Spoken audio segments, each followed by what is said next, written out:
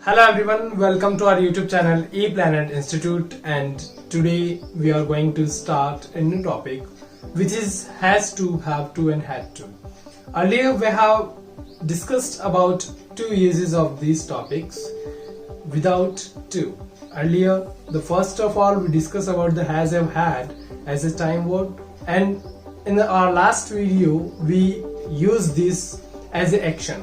So today again we are going to use these all as a action, but there will be something different to use them. In our last video we were using them as if we got anything, that time we use has, have and had. हमने बात की थी कि जब भी कोई चीज हमारे पास में होती है तब हम हैज, हैव और हैड का यूज करते हैं. उससे पहले जो हमने वीडियो दिया था उसमें हमने बताया था कि जब भी कोई काम अभी पूरा हुआ हो तब हम हैज, हैव, हैड का यूज करते हैं. लेकिन जब हैज, हैव, हैड के बाद टू लग जाता है तो उसका पूरा का पूरा मीनिंग ही चेंज हो जाता है. जैसे हम बात करते हैं कि हैज टू, हैव टू और हैड टू का यूज हम कब करेंगे? जब कोई काम करना हमारी मजबूरी हो, हम किसी भी काम को किसी मजबूरी में करते हैं या किया था या करेंगे, तब हम हैज टू, हैव टू और हैड टू का यूज करेंगे. जैसे कि हमने लास्ट वीडियो में आपको बताया था टाइम वर्ड के बारे में, तो अब हम टाइम वर्ड की बात करते हैं तो प्रेजेंट में हमारा डू और डज का यूज होता है.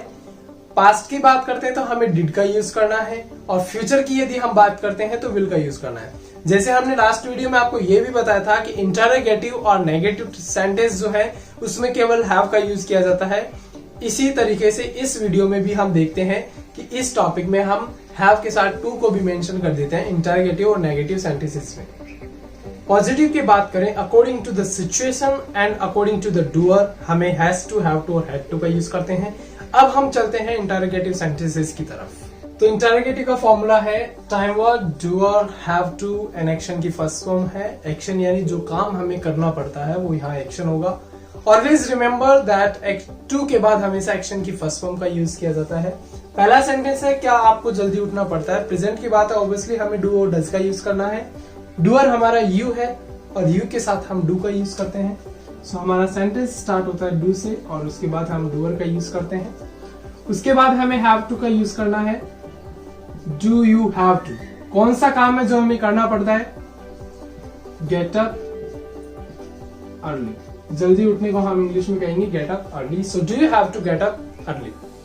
क्या आपके भाई को कॉलेज में जुर्माना देना पड़ेगा? फ्यूचर की बात है तो ऑब्वियसली हमें विल का यहां यूज करना है.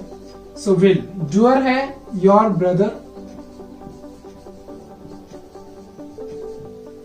और उसके बाद हमें हैव टू का यूज करना है. जुर्माने को हम चुकाने को पे कहते हैं. पे द फाइन. कहा? कॉलेज में, उसके लिए हम कहेंगे in college. So will your brother have to pay the fine in college. क्या आपको घर के कामकाज करने पड़े थे? पास्ट की बात है तो हमें डिड का यूज करना है. डूअर यू है, उसके बाद हमें हैव टू कंपल्सन के लिए यूज करना है. और घर के कामकाज को हम इंग्लिश में कहते हैं चोर्स, CHORES, और उनको करना होता है डू द चोर्स. घर के कामकाज में मदद करने को हम इंग्लिश में हेल्प विद चोर्स कहते हैं, लेकिन हमें यहाँ डू द चोर्स का यूज करना है. सो हम कहेंगे डू द चोर्स. और यहां पर आज की बात हो रही हो तो हम लगा सकते हैं टुडे, लेकिन इस सेंटेंस में जो हमने हिंदी में लिखा उसमें आज नहीं है, तो आप चाहे तो इसको हटा भी सकते हैं. तो हमारा सेंटेंस बनता है did you have to do the chores. इस तरीके से हम इंटरोगेटिव सेंटेंस बना सकते हैं. अब हम चलते हैं पॉजिटिव सेंटेंसेस की तरफ. तो हमारा पॉजिटिव का फॉर्मूला है doer, has to, have to, had to and action की first form. Always remember, as we have already talked in our last video, that when you are making the future sentences, that time in positive sentences also we have to use will, and when we are using the time word we always have to use the have in every sentence. So let's start now. तो हमारा पहला sentence है उसे प्यार से बात करनी पड़ती है. उसे के लिए यहाँ ही का भी यूज हो सकता है और शी का. प्रेजेंट की बात है तो हमें हैज टू, हैव और हैव टू का यूज करना होता है, लेकिन यहाँ ही और शी है तो हमें केवल हैज टू का यूज करना है। और बात करने को हम कहते हैं, या बोलने की हम बात करें तो स्पीक। ही और शी हैज टू स्पीक। प्यार से उसके लिए हम यूज करते हैं पोलाइटली। सो हमारा सेंटेंस बनता है ही और she has to speak politely. मुझे कल जयपुर जाना पड़ेगा। मुझे के लिए हम यूज करते हैं आई। फ्यूचर की बात है तो हमें यहाँ विल का यूज करना है, और जैसा कि मैंने आपको बताया विल के साथ केवल हैव का यूज होगा। सो आई विल हैव टू, जाने के लिए गो टू जयपुर। आने वाले कल के लिए हम टुमारो का यूज करते हैं। So I will have to go to tomorrow, I will have to go to Jaipur tomorrow. Last sentence है, लॉकडाउन में लोगों को बहुत सारी परेशानियां झेलनी पड़ी थी। सो सबसे पहला हमारा जो डूअर है वो है पीपल। पास्ट की बात है तो हमें हैड का यूज करना है। झेलने के लिए हम यूज करते हैं फेस वर्ड का। किसी भी परेशानी को सामना करना, झेलना होता है face. So people had to face many problems. Lockdown के समय, उसके लिए हम करते हैं यूज यहां ड्यूरिंग लॉकडाउन।